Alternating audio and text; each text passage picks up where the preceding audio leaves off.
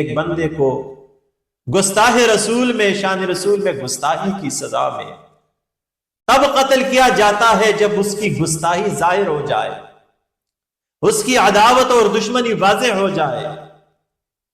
اس کی بکواسات حد سے آگے گزر، حد سے بڑھ جائے، تب اس کو قتل کیا جاتا ہے۔ محض زبان پھسلنے میں، کم فہمی میں، محض نسیان یا خطاً کسی کی زبان سے اگر قابل اعتراض بات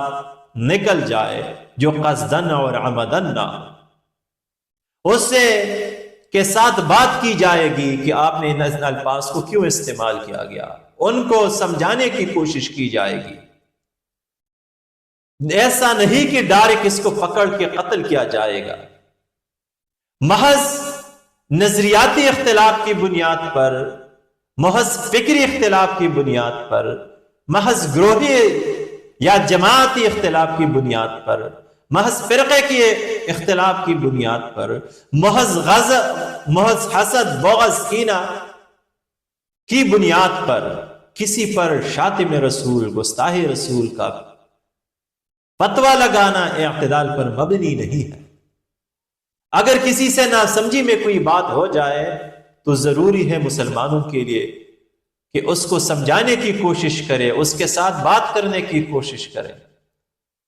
ان سے بات کرے، اور اگر اس کی گستاخی واضح ہو جائے اور اپنی گستاخی پر وہ کڑا رہے، قائم رہے، دائم رہے، اور اس کی ظلم پر، اس کی بدزبانی پر لوگ گواہ ہو جائے، تب اس کی سزا سرطن سے جدا ہے۔